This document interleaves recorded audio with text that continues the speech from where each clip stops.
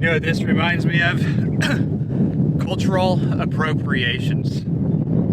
Although this probably just fell off at one point in time. This right here is a rock pile that was put here to by Native Americans. They built rock pile on this. This is a very high point in the plains to let people know where water was. There's Joseph's fountain down there. Native Americans had another word for it that meant forever water, and there was always water down there. So they put this rock pile here so that people could always find it when they're traveling across the plains. You know, where's that rock pile at? And the plaque that was on this monument that was put here for them is now gone. I don't know where it could have gone. I don't know. Maybe somebody took it. You know, why somebody would do that, I don't know. This is important. I'm gonna get out of the wind so it's not blowing the microphone. But I just wanted to show you that. Okay, so I'm gonna talk about this real quick, and some of you might say, why is a white guy talking about this? But if you've watched our channel, first of all, you know that I have a respect for all people. I have a respect for this land's history. I have a respect for Native Americans. And this bothers me because, like I said up there, we've seen this before. We've seen it happen before when we put the Native American children into schools, when we forced Native Americans onto reservations. And yes, we did all those things. I mean, it's not undeniable. Was it fair? You know, in some ways, there's things throughout the history of mankind that are fair, and there are things that are unfair. There are wars and battles that have been fought and land exchange that happened here long before we were ever here. But the reality is that I have a problem with is erasing that history. And I keep hearing this phrase, cultural appropriations. And this is you know, in a way, it is perfectly genius because it has convinced many indigenous folks in and of themselves of the rightfulness of cultural appropriations. But what I have seen is something different. And I want to raise awareness to this because if you're, and I know that we have many viewers because we do, like I said, we respect them. We share a lot of their cultural history on this channel because it's part of everything that we do. And it would be disrespectful, in my opinion, not to.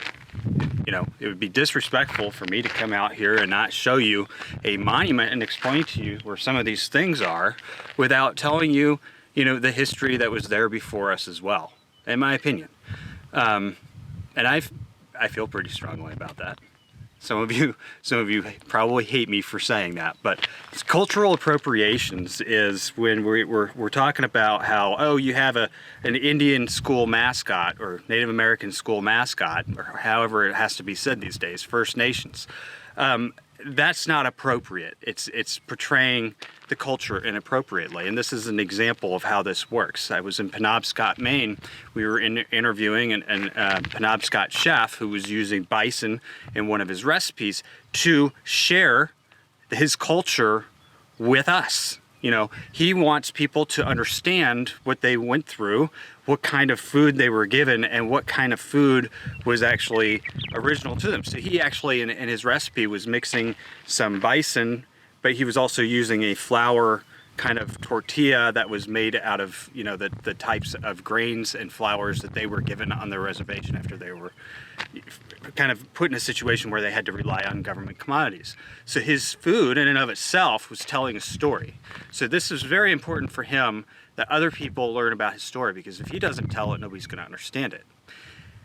The reason why it's so important to him is because if he walked out of that restaurant and told somebody that he grew up on a reservation, they'd say, oh, which reservation, where? And he'd tell them the reservation that's right there on the river, because the Penobscot Reservation is actually a chain of islands on the Penobscot River.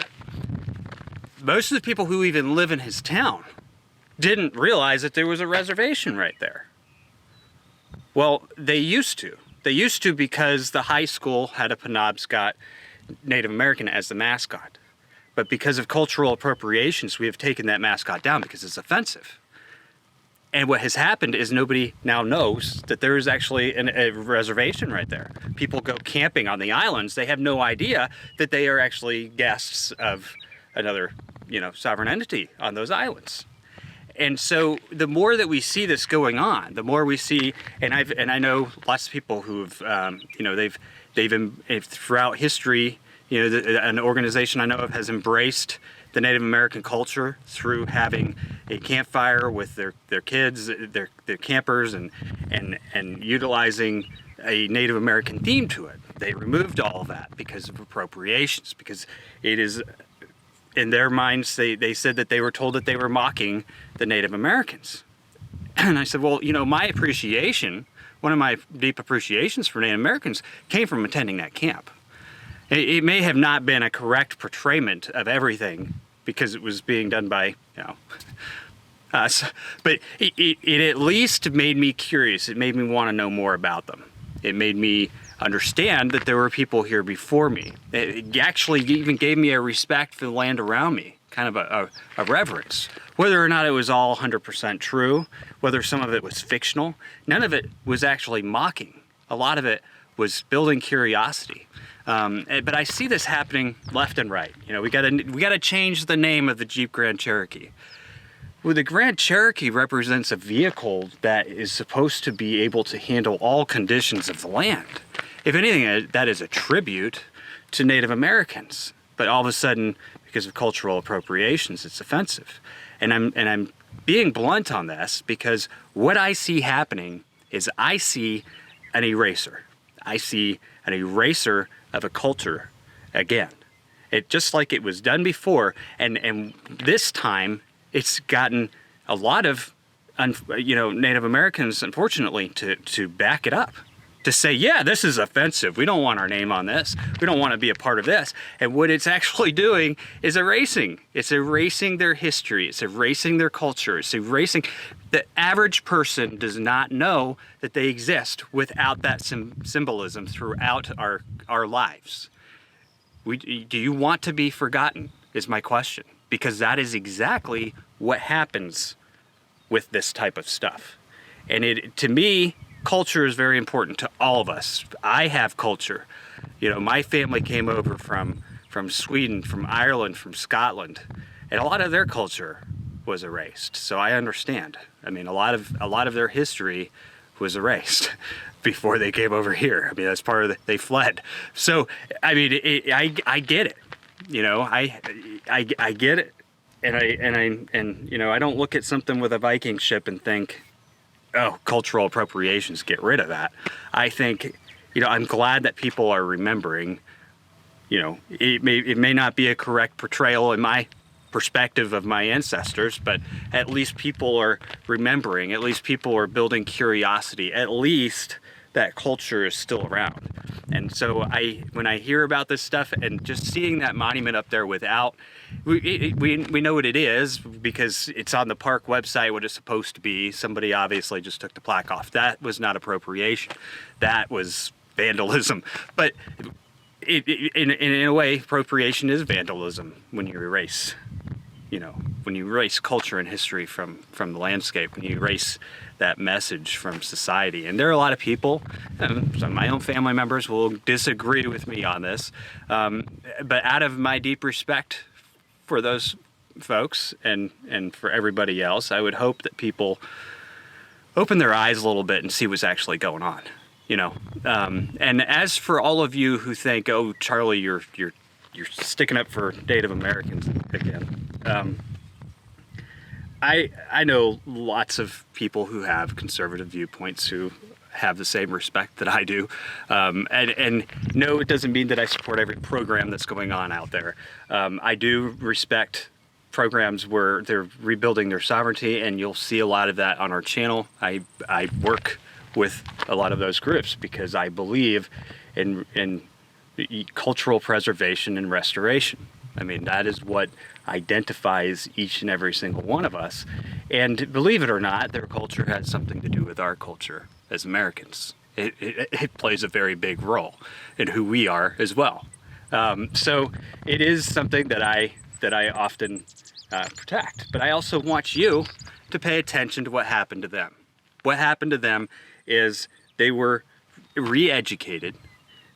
Their culture was canceled.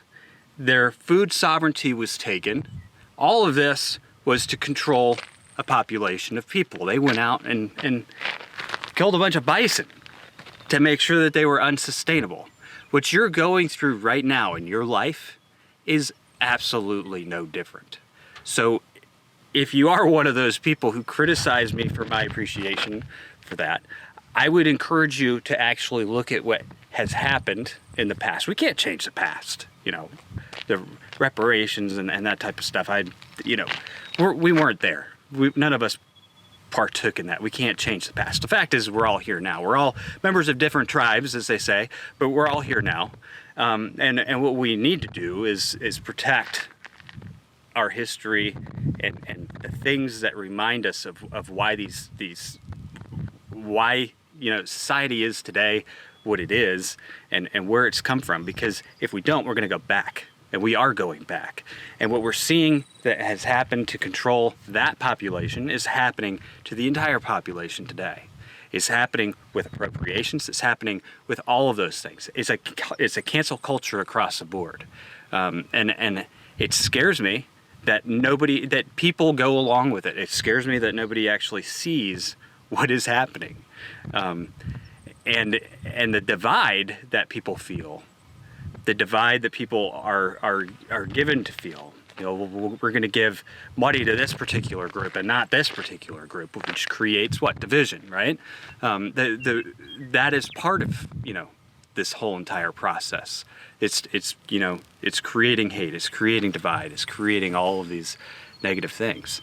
And so we have to open our eyes and pay attention to what has happened here before, what is happening here now, and figure out a way to rise above the junk, to get out of it without partaking in it. I'm serious. When you see all these protests, people walking through the streets, they're partaking. We need to figure out a way to not partake. When you see people who are criticizing those protests and calling them names, they're partaking. We all of it just needs to stop, because if it doesn't, they're winning. And what's going to end up happening is the same thing that has happened here before. And that's why their history is so important to understand. Their history is so important to respect. Because what happened to them, as tragic and horrible as it was, is happening again.